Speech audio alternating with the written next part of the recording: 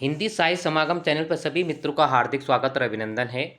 मित्रों, आज हम उत्तराखंड एलटी सिलेबस से संबंधित महत्वपूर्ण प्रतिशत 7 देखेंगे और यह प्रतिशत आपको मालूम है कि 1000 प्रश्नों की महामैराथन सीरीज हमने प्रारंभ की थी। इसके अंतर्गत आज 7वां प्रतिशत होगा। इससे पूर्व हम 6 महत्वपूर्ण प्रतिशत देख चुके हैं। उसके अंतर्गत 400 से ज़्यादा क्वेश्चन हम करा चुके हैं 6 प्रतिशत में, जिसमें उत्तराखंड साहित्य और उत्तराखंड के रचनाकार लगे हैं। साथ में संपूर्ण हिंदी साहित्य और व्याकरण से संबंधित महत्वपूर्ण प्रश्न उसमें आपको देखने को मिलेंगे। तो संपूर्ण पाठ्यक्रम पर नए सिलेबस पर आधारित यह प्रतिशत आपको मिलेंगे। तो संपूर्ण वीडियो अगर अभी भी आपने नहीं देखे तो प्ले लिस्ट में जाकर आप संपूर्ण वीडियो देख सकते हैं। तो देखते हैं, पहले गढ़वाली साहित्य के देखते हैं, उसके बाद एन विधा के भी देखेंगे और फिर हम संपूर्ण साहित्य के क्वेश्चन इसमें देखेंगे। तो लगभग 50 से 60 क्वेश्चन इसमें होंगे। तो पहला प्रश्न है, जीवानंद श्रीयाल को कौन सा पुरस्कार प्राप्त नहीं हुआ? तो जीवानंद श्रीयाल को कौन सा पुरस्कार प्राप्त नहीं हुआ? ए पर्यावरण पुरस्कार, बी राजीव गांधी पुरस्कार, सी मद्य निषेध पुरस्कार और डी पीताम्बर दत्त बर्तवाल पुरस्कार। तो कौन सा पुरस्कार प्राप्त नहीं हुआ जीवानंद श्रीयाल को? तो क्वेश्चन थोड़ा आपको हार्ड लगेगा, परंतु इस प्रकार के क्वेश्चन अगर आपको व्याख्यात्मक रूप में मिलते हैं तो निश्चित तौर पर आपको यह एग्जाम के लिए आपके लिए औषधि का कार्य करेगा। तो इसका सही आंसर क्या होगा? बी यानी राजीव गांधी पुरस्कार। महत्वपूर्ण यह है कि जीवानंद श्रीयाल को साहित्य के क्षेत्र से अन्य क्षेत्रों में भी इन्हें बेहतर पुरस्कार दिए मिले, क्योंकि इन्होंने उस साहित्य के अंतर्गत विभिन्न विषयों पर अपना साहित्य लेखन कार्य किया। तो ये बड़ी उपलब्धि इनकी थी, ठीक है ना। तो जीवानंद श्रीयाल को कौन सा पुरस्कार नहीं मिला? राजीव गांधी। अब देखो, इनको राजीव गांधी नहीं मिला, इन्हें उस समय 1982 की बात है, जब तत्कालिक उस समय की प्रधानमंत्री थी, पीएम थी इंदिरा गांधी, ठीक है ना। इंदिरा गांधी थी, तो इंदिरा गांधी द्वारा इनको पुरस्कार दिया गया था। 1982 की बात है, ठीक है। तो इंदिरा गांधी द्वारा पुरस्कार, इंदिरा गांधी पुरस्कार नहीं दिया गया था, बल्कि इंदिरा गांधी द्वारा इन्हें पुरस्कार प्राप्त हुआ था और साथ में इन्हें पीताम्बर दत्त बर्तवाल पर्यावरण और मद्य निषेध पुरस्कार प्राप्त हुआ। तो ये बड़ी उपलब्धि इनकी अपने साहित्यिक जीवन काल में रही। तो यह महत्वपूर्ण क्वेश्चन हो सकता है, क्योंकि क्वेश्चन का आधार एक ही नहीं होगा कि रचना कार्य पूछेगा, कुछ पंक्तियां पूछ देगा, कुछ उनके जीवन विषय के बारे में पूछेगा और साथ ही साथ जो भी उनकी कविता या रचना या नाटक उपन्यास लगे हैं तो उनकी भूमिका के बारे में निश्चित तौर पर पूछा जाता है, जिस प्रकार से साहित्य के क्षेत्र में पूछा जाता है। अगला प्रश्न हम देखेंगे, अंगवाल कविता संग्रह में कितनी कविताएं हैं? काफ़ी महत्वपूर्ण हो सकता है। ए 60, बी 15, सी 63 और डी 10। तो अंगवाल में कितनी कविताएं संग्रहित हैं, ये महत्वपूर्ण है। तो इसका सही आंसर होगा सी यानी 63 होगा, ठीक है ना। अंगवाल किसकी रचना है? तो यह भी आपने देखना है। इसके अंतर्गत एक आपने देखा होगा, एक रचना आपने महत्वपूर्ण देखी होगी। इसी के तहत मैंने पूर्व में कहा था कि उनकी रचना थी चंद्र लाल वर्मा चौधरी की, जो एक कविता कहावतों से संबंधित उनकी कविता थी, जिसमें मैंने पूर्व में आपको बताया था कि उसमें उनके कहावतों की संख्या कितनी थी? 1247 कहावतों का संग्रह था प्यास, ठीक है। तो प्यास में चंद्रधर शर्मा की थी ये, ठीक है, चंद्र शर्मा चौधरी की थी, जिसमें कि 1247 कहावतों का संग्रह प्यास में थी, ठीक है ना, प्यास में थी।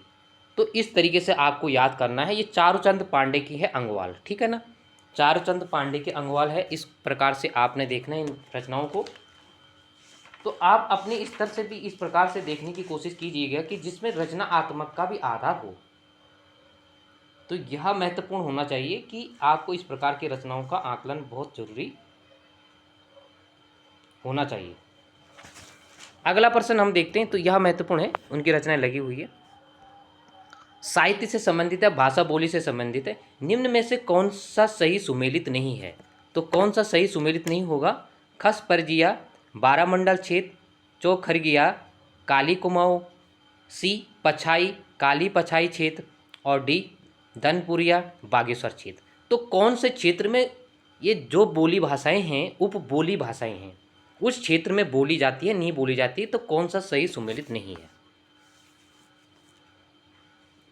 तो आपने अपना आकलन कर दिया होगा, तो इसका आप कन्फ्यूजन नहीं होंगे, निश्चित तौर पर थोड़ा कन्फ्यूजन बना होगा। ठीक है, यहाँ पर पाली पछाई है, ठीक है ना, पाली पछाई, इन्हीं छोटी छोटी शब्दों में थोड़ा कन्फ्यूजन होता है। क्वेश्चन सिंपल था, आप कई बार पढ़ चुके हैं। जो गढ़वाल की 8 बोली भाषाएं हैं, जॉर्ज ग्रियर्सन ने जिनका उल्लेख किया है अपने साहित्य ग्रंथ के अनुसार 8 भागों में बांटा है, वहाँ पर हमें मतभेद नहीं होता है, क्योंकि वहाँ पर सीमित क्षेत्र है। पौड़ी में 3 प्रकार की बोलियाँ बोली जाती है, जैसे राठी है, श्रीनगरिया है, ठीक है, तो सलानी है। इसी प्रकार से जिस प्रकार से चमोली में 2 बोलियाँ बोली जाती है, उसी प्रकार से जो है टेरी गढ़वाल में बोली जाती है। तो 8 बोलियाँ भाषाएं सीमित है, जबकि यहाँ पर 12 है, तो उनका क्षेत्र अलग अलग है, तो थोड़ा कन्फ्यूजन बना रहता है कुमाऊनी बोलियाँ उपबोलियों में, तो उसको आपको देखने की आवश्यकता है। ठीक है, तो ये जो खास परजिया बारामंडल क्षेत्र या अल्मोड़ा क्षेत्र में बोली जाती है, और जब वहाँ पर चंद राजाओं का शासन हुआ करता था, तो उसी 12 जो क्षेत्र थे उसी को बारामंडल क्षेत्र कहा जाता था। ठीक है, चंद राजाओं की राजधानी अल्मोड़ा थी, तो उसके आसपास का क्षेत्र जो था उसको बारामंडल क्षेत्र कहा जाता था। चौखरिगिया ये कुमाऊँ काली कुमाऊँ वाला क्षेत्र है। पछाई जो काली ये पाली पछाई वाला क्षेत्र है। ठीक है, और जो धनपुरिया है ये बागेश्वर वाला क्षेत्र है। तो इन पॉइंटों को आप नोट रखेंगे।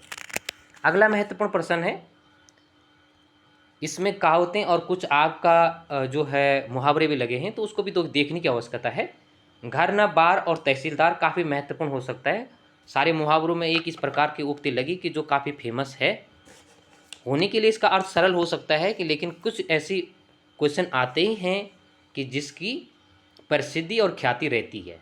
तो इसका आंसर क्या होगा? ए, बिना बात के बाद आदमी, बातों में बड़ा आदमी, अपनी बातों का बड़ा आदमी और सबसे बड़ा आदमी। तो इसमें से क्या होगा?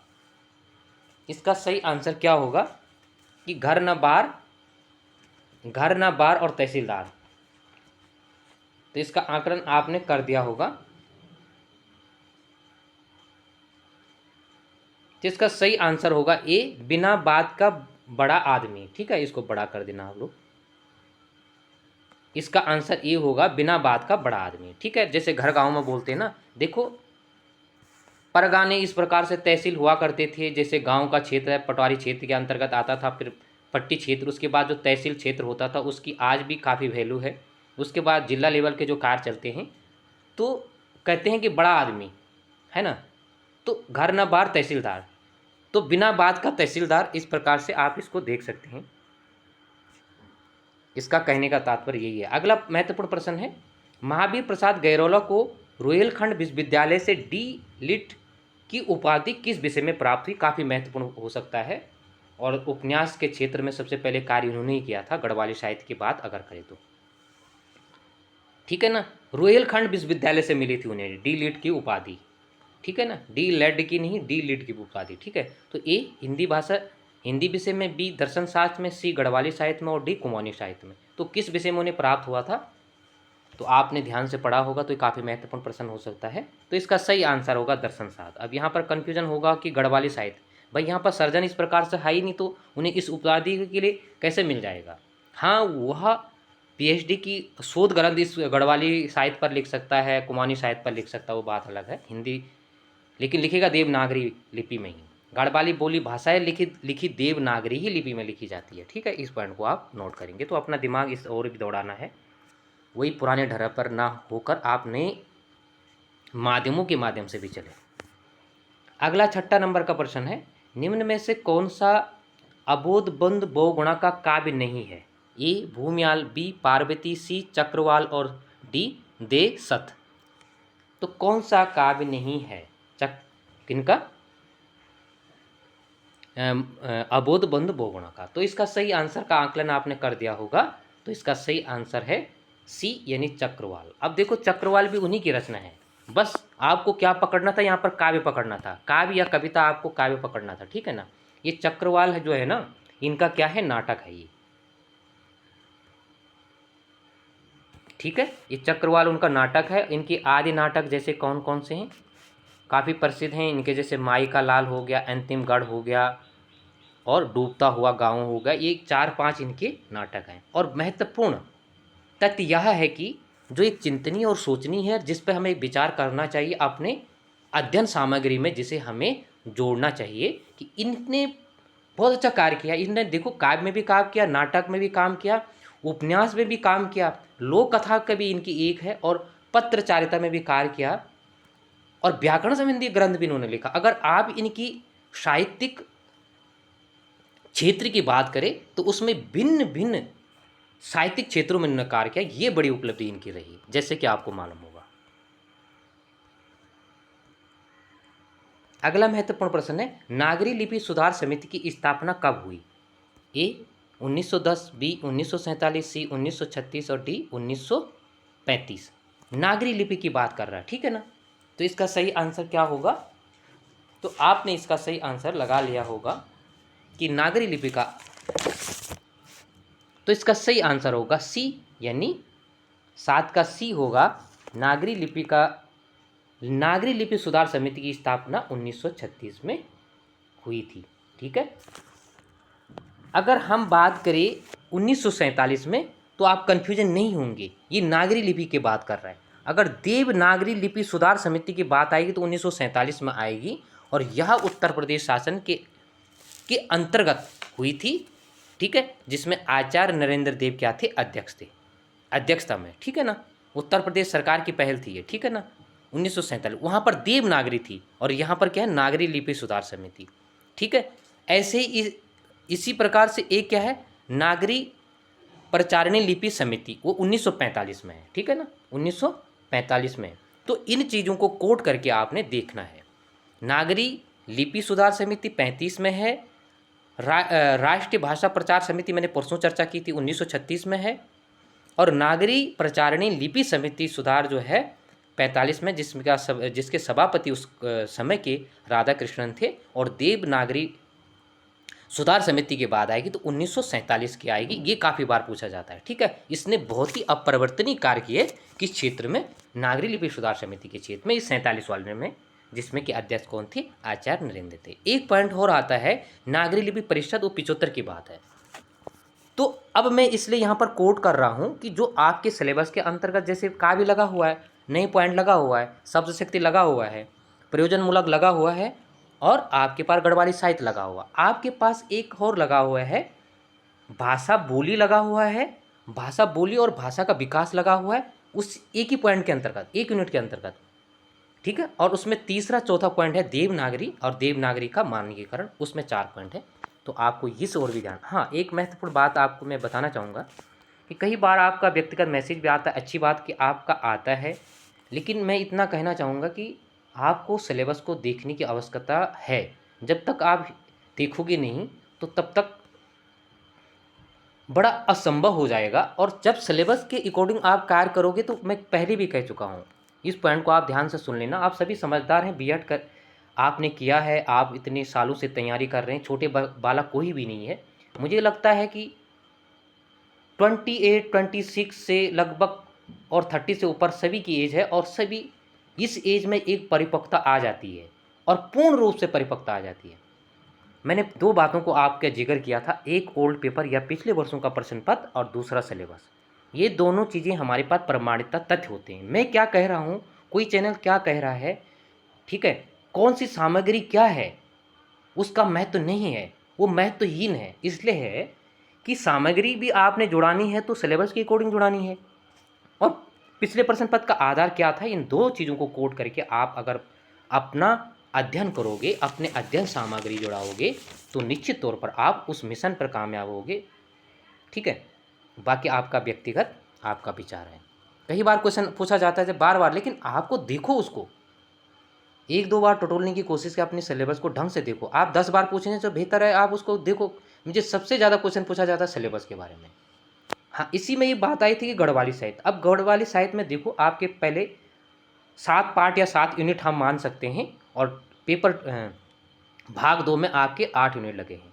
इन दोनों को जोड़कर आपके पास 31 यूनिट लगे हुए हैं। इस महत्वपूर्ण में बार बार चर्चा, व्यक्तिगत किसी को क्या बताऊं, 7 इसमें लगे हैं, 8 इसमें लगे हैं, और दोनों को जोड़ के अगर आप बात करें तो करीबन 31 आपके पास पॉइंट लगे हुए हैं, बिंदु लगे हैं, टॉपिक लगे हैं। उस टॉपिक के अंतर्गत भी आपके पास जैसे गढ़वाली साहित्य के 9 रचनाकार हैं, तो 9 से 9 क्वेश्चन तो पूछेगा नहीं। 32 आपके पास टोटल लगे तो कितना पूछेगा, 1 दूनी 2, यानी 62 क्वेश्चन हो रहे हैं। तो फिर भी गढ़वाली साहित्य आप कितना ही पढ़ लो, रात दिन पढ़ लो, फिर भी 2 से, मेरा कहना यह है कि 2 से 3 क्वेश्चन नहीं बनेगा, ज़्यादा से ज़्यादा 4 से 5 क्वेश्चन भी नहीं बनेगा, क्योंकि यूनिट में बांटा गया है भाई, पार्ट में बांटा गया, यूनिट में बांटा गया। तो आपको उसी हिसाब से देखना है जिस हिसाब से सिलेबस है, ठीक है ना। निश्चित तौर पे सबसे पूछेगा क्वेश्चन, इतना है कि 1-2 अंतर होगा, ज़्यादा से ज़्यादा 5 पूछ सकता है, इतना नहीं कि वो 10 पूछे। परसों मैं भी बात कर रहा था, कोई कह रहा था 10 पूछा जाएगा। मेरा मानना है कि 10 तो नहीं पूछा जाएगा, लेकिन आपका मानना 10 पूछा जाएगा, तो उस पर मैं अपनी प्रतिक्रिया ज़्यादा व्यक्त नहीं करना चाहता हूँ, ठीक है। बाकी अपना व्यक्तिगत आपका आधार है। बाकी मैंने बता दिया कि इतने टॉपिक, इतने यूनिट इसमें लगे हुए हैं, ठीक है। अगला प्रश्न है, निम्न में से कौन सी कहानी डोभाल की नहीं है। कहानी की बात कर रहा है। ए अंतिम आवाज, बी बुलडोजर, सी समाधान, और डी जिन और एन कहानियाँ, ठीक है। यह क्वेश्चन मैं पूर्व में भी करा चुका हूँ, तो इसका सही आंसर क्या होगा, डी यानी जिन और एन कहानियाँ, ठीक है। देखो, बुलडोजर हो गया और समाधान हो गया। मार्च की 18 तारीख को जब मैंने पहला प्रैक्टिस सेट करवाया था, नया सिलेबस आने के बाद 2 दिन में मैंने जो है पूरा, अगर आप कहीं भी सर्च कर लो, तो सबसे पहले मैंने अपने चैनल पर डाला था हिंदी साहित्य के सारे, गढ़वाली साहित्य के रचनाकार। मार्च 18 के बाद आपको वहाँ पर उपलब्ध होंगे। और उसके बाद मैंने साहित्य के अंतर्गत पढ़ाया था कि जो बोली भाषाओं का, मार्च की बात कर रहा हूँ मैं, 18 से 20 के बीच में। तो वहाँ पर प्रैक्टिस सेट में भी, और जो एक मैराथन क्लास थी 40 नंबर की, उसमें भी मैंने इन क्वेश्चन को करवाए हैं। तो रिवीजन करने का मतलब यही कि आपकी जिज्ञासा कितनी है, आपने उनको बेहतर रूप से देखा या नहीं देखा, ठीक है। तो यहाँ पर डी होगा। इनकी एक अनेक कहानी, मेरी श्रेष्ठ कहानी, ठीक है ना, मेरी श्रेष्ठ कहानी इनकी है, ठीक है। और ये जिन और इनकी अन्य कहानी यहाँ पर इनकी नहीं होगी, ठीक है। अगला प्रश्न है, संविधान की 8वीं सूची में कौन सी भाषा शामिल नहीं है। यह क्वेश्चन काफ़ी महत्वपूर्ण हो सकता है, ठीक है ना। संविधान की 8वीं सूची में कौन सी भाषा शामिल नहीं है। ए मैथिली, बी उर्दू, सी सांताली, और डी राजस्थानी। तो यह क्वेश्चन जिसने बेहतर रूप से पढ़ा होगा तो जानते होंगे। 22 भाषाओं में जो शामिल है ना, तो 8वीं सूची में जो 22 भाषाओं में शामिल है, उसमें कौन सी भाषा नहीं है, तो आपको कन्फ्यूजन नहीं होंगे, राजस्थानी नहीं है, ठीक है।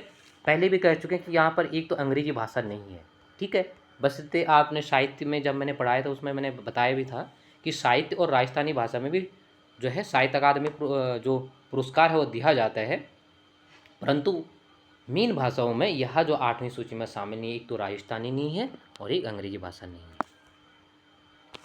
देखो, यहाँ पर मैंने हिंदी से भी बनाने की कोशिश की गई है और नागरी लिपि से भी बनाने की कोशिश की गई है, और यहाँ भाषा आपके पास लगा हुआ है, नागरी लिपि में ही भाषा लगा है, दो पॉइंट आपके भाषा के लगे हैं और 2 आपके देवनागरी लिपि के लगे हैं। तो सबको लेकर आपको चलना है। ऐसा नहीं, अगर वहाँ से ज़्यादा क्वेश्चन नहीं बना और आपके 7-8 यूनिट ऐसे ही छूट गए तो आप क्या करोगे। इतना साधारण मत समझना। मैं पहले भी कह चुका हूँ कि क्वेश्चन का आधार जितने मेरी जानकारी के अंतर्गत जितने हैं, क्योंकि देहरादून में इतना तो है कि आदमी इतना समझ जाता है कि आदमी किस लेवल पर कार्य कर रहा है और कितना अध्ययन कर रहा है। अध्ययन सभी कर रहे हैं, ऐसा नहीं कि घर वाले, कई लोग जो ओपन नहीं हो अपने घर में भी बहुत से बेहतर तैयारी कर रहे हैं, लेकिन इतना है कि कंपटीशन बहुत है हिंदी में, इतना निश्चित तौर पर आप सोच लीजिएगा। लेकिन चाहे आप लाइब्रेरी में पढ़ो, अपना सेल्फ स्टडी अपने घर में करो, कोचिंग सेंटर में करो, किसी आधार पर भी करो, लेकिन रचनात्मक तौर पर अपना अध्ययन आप करेंगे तो निश्चित तौर पर आपको सफलता मिलेगी।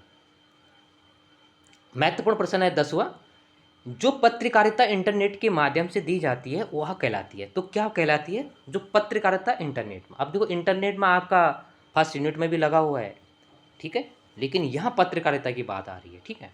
तो ए इंटरनेट पत्रकारिता, बी वेब पत्रकारिता, सी एंकर पत्रकारिता, और डी सोशल मीडिया पत्रकारिता। तो इसका सही आंसर क्या होगा, तो इसका सही आंसर होगा बी यानी वेब पत्रकारिता होगा, ठीक है। तो यह भी आपने देखना प्रयोजन मूलक हिंदी के अंतर्गत।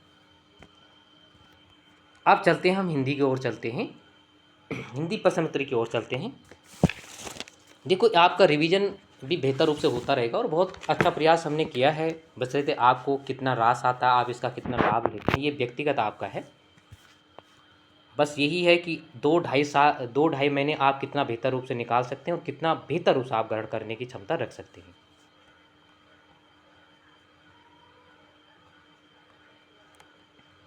अब हम संपूर्ण साहित्य की ओर चलते हैं, हिंदी की ओर। पहला प्रश्न है आचार्य नरेंद्र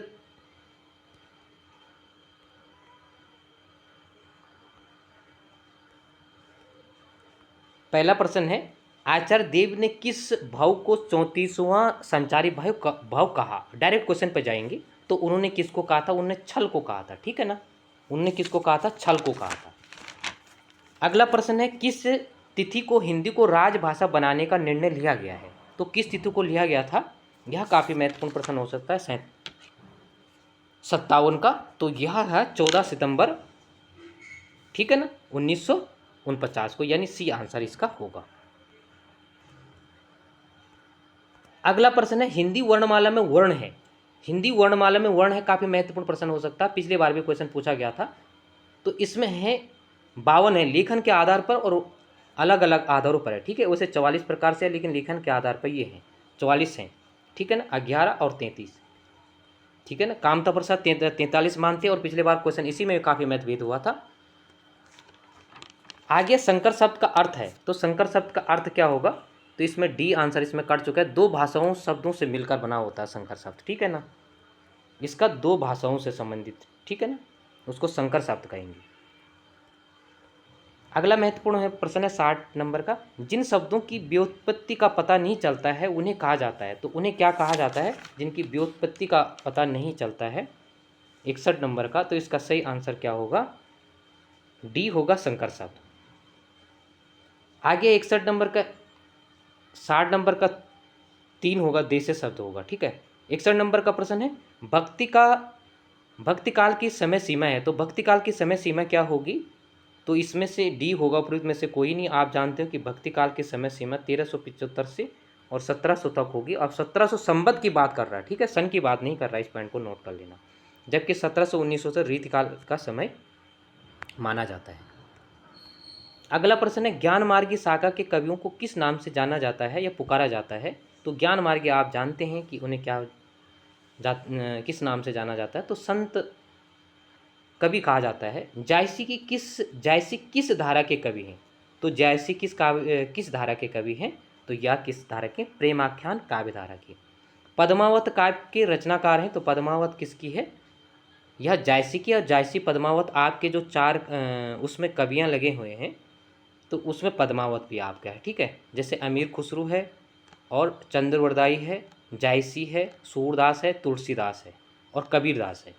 जो चारों संप्रदाय हैं उनसे भी संबंधित है, काव्यधारा से संबंधित है, तो उनको आप देख लेना। पद्मावत की बात आती है तो पद्मावत में जो है दोहा चौपाई का उल्लेख किया गया है, आपको जानते हो, पिछली बार यह क्वेश्चन पूछा गया था, ठीक है। और दोहा चौपाई की बात का उसने भी वहाँ पर भी होता ही है, जो है तुलसीदास ने भी इसी में भी रचना की थी छंद में। दूसरा एक इसमें आप 57 खंड है, ये नोट आप कर लेना। उत्प्रेक्षा अलंकार, इसमें उत्प्रेक्षा अलंकार का वर्णन हमें मिलता है, ठीक है ना। बाकी मैं पूर्व में भी कह चुका हूँ कि तुलसी इसमें कोई मतभेद नहीं है। इनकी रचना, एक महत्वपूर्ण पॉइंट है, तुलसी से पहले इन्होंने रचना की थी, उसका कुछ आधार तुलसी ने भी लिया था, तुलसीदास ने, ठीक है ना। जैसी देखो, इन्होंने भी दोहा चौपाई, इन्होंने भी दोहा चौपाई में की थी, बस अंतर क्या था, भाषा शैली वगैरह वगैरह में। तो देखो इन्होंने क्या की थी, ठेठ अवधि में भी की थी, पूर्व में मैं बता चुका हूँ, इन्होंने अवधि में की थी। और छंद की बात करें तो छंद उन्होंने दोहा चौपाई, और इनका भी छंद दोहा चौपाई था, जायसी का और तुलसीदास का। इस पॉइंट को आप नोट रख लेना। कोई भी छोटी छोटी बातें पूछी जाती है, और पिछले बार यहीं पर ही क्या हुआ था, डॉट हुआ होगा निश्चित तौर पर। आगे प्रश्न है रसा उपकर्ष का दोषा उक्ति किस आचार्य की है। रसा उपकर्ष का दोषा किस आचार्य की है, तो यह किस आचार्य की है, इसका आंसर होगा बी, यानी विश्वनाथ की। आपने ध्यान दिया होगा कि डायरेक्ट इसी प्रकार से क्वेश्चन 2021-20 में लेक्चर में पूछा गया यही क्वेश्चन, ठीक है। कई बार आ जाता है कि उस क्वेश्चन को आप हमें बताएंगे कि सबसे पहले गुण और दोष की बात कर रहा है, वहाँ से जो काव्य के गुण और दोष हैं, ठीक है ना, लेकिन लेक्चरर के लिए आपके लिए कार्य करेगा। यह भी क्वेश्चन पूछा गया था, कीर्ति भनिति भूति भल सोई सुरसरी सम सब कहाँ हित हुई। तो इस उपयुक्त पंक्ति में तुलसीदास ने प्रयोजन का महत्व क्या था, तो उन्होंने लोक मंगल की भावना का इसमें क्या दिया, महत्व दिया। ठीक है ना। 66 नंबर का, आपको सरल लगते होंगे लेकिन आप जब प्रश्न करते हैं तो निश्चित तौर पर 6 से 7 8 क्वेश्चन आपके गलत होते होंगे, क्योंकि रिवीजन यही होता है। रीत संप्रदाय से संबंधित काव्य शास्त्रीय ग्रंथ है, तो कौन सा होगा, तो इसका आंसर होगा सी, काव्य अलंकार सूत्र वृत्ति है। ये किसकी है, ये वामन की है। और वामन को क्या माना जाता है, रीत संप्रदाय का माना जाता है। ये किसका है, ममट का है। यह क्वेश्चन कहाँ कार्य करेगा आपका, इस सिलेबस में नहीं लगा हुआ है, लेकिन अगले महीने यानी जुलाई अगस्त में जब भी लेक्चरर का आएगा तो आप इस तरीके से भी तैयारी कीजिएगा कि लेक्चरर में भी, और आने वाला 18 तारीख आपका यूजीसी नेट JRF का एग्जाम है, तो वहाँ पर भी आपका कार्य करेगा, कई अभ्यर्थी दे रहे होंगे। ठीक है, तो इस तरीके से आपने भी अपना चिंतन मनन करना जरूरी है। धनाक्षरी घनाक्षरी छंद है, तो कौन सा होगा 68 का, तो इसमें कौन सा होगा, तो आपने आकलन कर दिया होगा, इसका आंसर होगा वर्णिक। अगला प्रश्न है, यह क्वेश्चन भी लगभग 21 में पूछा गया था। संवेदना आत्मक ज्ञान और ज्ञानात्मक संवेदना सूत्र के प्रयोक्ता हैं या प्रयोगकर्ता हैं, कौन है, तो मुक्तिबोध इसका आंसर होगा।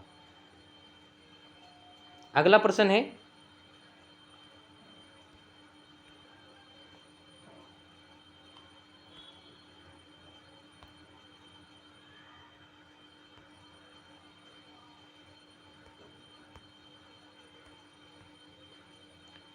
अपभ्रंश का वाल्मीकि किसे कहा जाता है, तो अपभ्रंश का वाल्मीकि किसे कहा जाता है 70 का, तो इसका सही आंसर क्या होगा, शंभू को, स्वयंभू को। अगला महत्वपूर्ण प्रश्न है, पृथ्वीराज रासो किस कवि की रचना है, तो पृथ्वीराज रासो किसकी है, तो आप जानते हैं कि चंद्रवरदाई की है। पृथ्वीराज रासो आपके सिलेबस में लगा हुआ है। 72 नंबर का, आदिकाल साहित्य का प्रमुख रस क्या था, तो आदिकाल रस क्या था, वीर रस की रचनाएं होती थी। 73 का, कठिन काव्य का प्रेत किस कवि को कहा जाता है, तो किस कवि को कहा जाता है कठिन काव्य का प्रेत, तो आप जानते हैं कि इसका आंसर डी होगा, यानी केशव दास होगा। अब कठिन काव्य गद्य का प्रेत किसे कहा जाता है, आप इस पॉइंट को बताएंगे, इस क्वेश्चन का आंसर बताएंगे। द्विवेदी युग का नामकरण किसके नाम से हुआ, तो यह महावीर प्रसाद द्विवेदी के नाम से हुआ। मलिक मोहम्मद जायसी को जायसी कहा जाता है क्योंकि, इसका सही आंसर होगा 3, यानी सी, जायस नगर स्थान के निवासी थे। अगला 76 नंबर का प्रश्न है, निम्नलिखित में से कौन सा सरस्वती पत्रिका के संपादक नहीं थी, तो कौन से सरस्वती पत्रिका के संपादक नहीं थे, यह महत्वपूर्ण हो सकता है। और आप जानते हैं कि सरस्वती पत्रिका से एक क्वेश्चन बनता ही है, पत्रिका या पत्रकारिता से संबंधित। ठीक है, 1900 में यह पत्रिका निकली थी, तो इसमें सही आंसर होगा डी। जैसे महावीर प्रसाद भी है इसमें, श्याम सुंदर दास भी है और श्री नारायण चतुर्वेदी भी, ये तीनों लोग इसके संपादक मंडल या संपादक थे। ठीक है, सरस्वती पत्रिका में।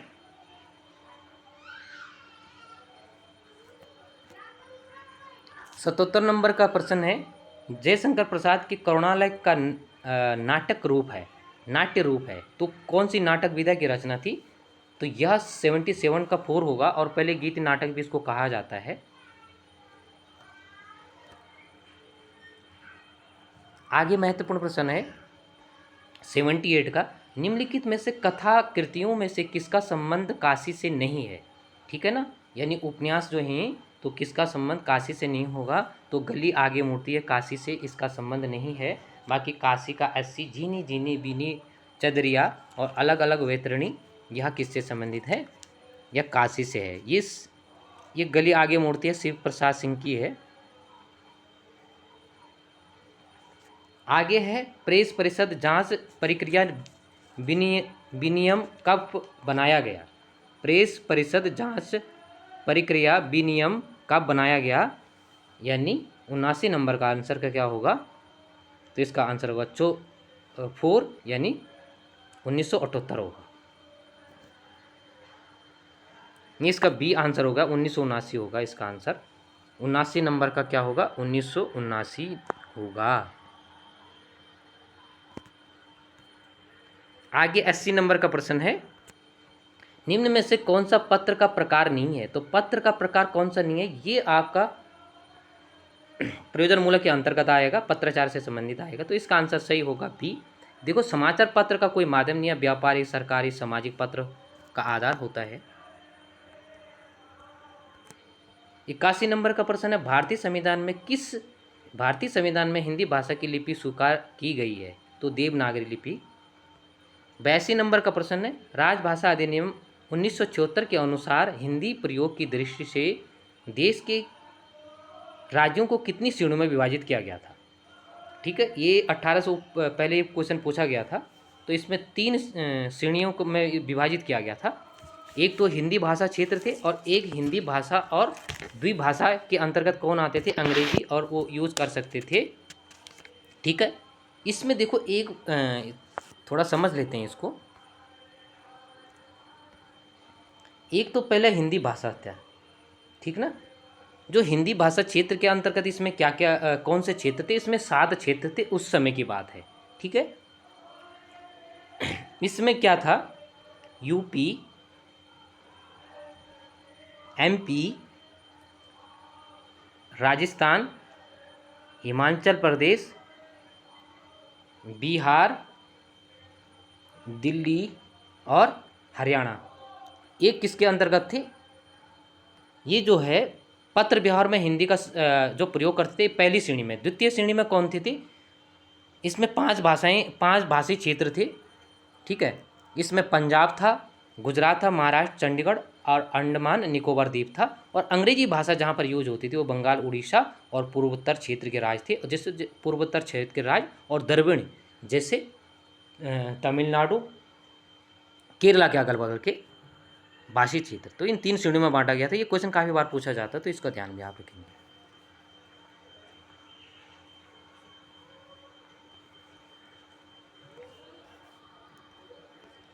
अगला महत्वपूर्ण प्रश्न है, देवनागरी लिपि को किससे मान्यता प्राप्त हुई? तो देवनागरी लिपि किससे मान्यता प्राप्त हुई? 83 नंबर का। तो संविधान द्वारा यह निर्णय लिया गया था जब हिंदी को राजभाषा घोषित किया गया था कि राजभाषा हिंदी होगी, लिपि हमारी जो है देवनागरी होगी। उसमें उल्लेख किया गया है। इस महत्वपूर्ण पॉइंट को देख लेना आप लोग। ठीक है, राजभाषा का तो आपको मालूम है कि 1950 में इसको हिंदी को जो है राजभाषा घोषित किया गया, लेकिन उसी में लिखा गया है कि लिपि हमारी देवनागरी होगी, अगर आपने ध्यान दिया होगा। 84 नंबर का है, नामवर सिंह ने अधिकांश क्या लिखा है? तो नामवर सिंह ने अधिकांश क्या लिखा? तो इसका सही आंसर होगा 84 का 4 यानी आलोचना। हिंदी भाषा किस लिपि में लिखी जाती है? तो देवनागरी। लिपि किसे कहते हैं? तो लिपि किसे कहते हैं, यह काफ़ी महत्वपूर्ण प्रश्न हो सकता है। तो लिपि लिखित ध्वनि संकेतों को होता है, लिखित ध्वनि और संकेतों को होता है, यह महत्वपूर्ण होगा।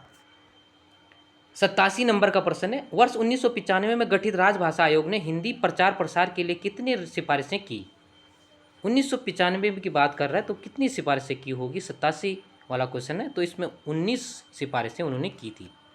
देखो, राजभाषा से बहुत बेहतर क्वेश्चन है, आपको इनको थोड़ा देखना चाहिए। नई कानूनी आंदोलन से जुड़े रचनाकार नहीं हैं। तो देखो, मोहन, राकेश, राजेंद्र यादव, कमलेश्वर हैं, लेकिन केदारनाथ अग्रवाल नहीं है।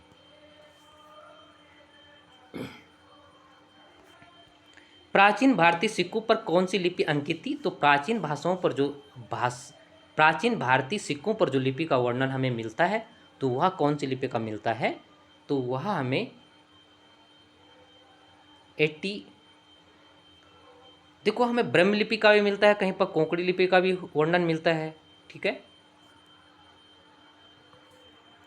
90 की बात है, 90 नंबर की क्वेश्चन है, देवनागरी लिपि को संवैधानिक मान्यता किसने दी? तो देवनागरी लिपि को संवैधानिक मान्यता किसने दी? तो संविधानी ने दी है। ठीक है, तो इसका आंसर डी होगा। 91 नंबर का प्रश्न है, देवनागरी लिपि में कितने वर्ण मान्य हैं? तो देवनागरी लिपि में कितने वर्ण मान्य हैं? तो आप जानते हैं कि अभी मैंने चर्चा की थी 91 नंबर का। तो देवनागरी लिपि में अगर हम बात करें तो इसमें 52 है। ठीक है, लेखन के आधार पर इसमें अगर हम जो लिपि की बात करें तो इसमें 44 वगैरह स्वर वगैरह व्यंजन की 33 की बात करें तो 44 हैं और लेखन के आधार में 52 हैं। ठीक है।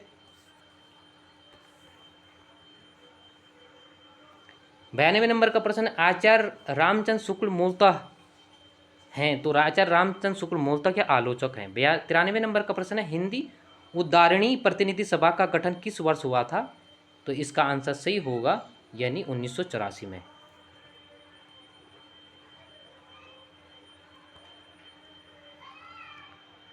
चौरानवे नंबर का प्रश्न है, घनानंद का जन्म हुआ था, तो घनानंद का जन्म कब हुआ था, तो इनका जन्म हुआ था संवत 1673 में।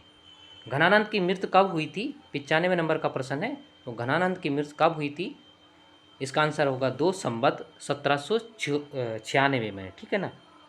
देखो घनानंद आपके जो रीतिकाल में आपके 4 रचनाकार लगे हैं, एक घनानंद लगा हुआ है, एक केशवदास लगे हुए हैं, एक भूषण लगे हुए हैं। ठीक है, ये 3 से 4 रचनाकार आपने पढ़ने हैं कि ये आपके पाठ्यक्रम में लगे हुए हैं, तो इनको भी आपने देखना है। अगला है 96 नंबर का, नया ज्ञानोदय पत्रिका के संपादक कौन थे, तो कौन थे इस पत्रिका के संपादक, तो 96 नंबर का आंसर होगा 2 यानी रविंद्र कालिया। ठीक है। तो इस प्रकार से आज हमने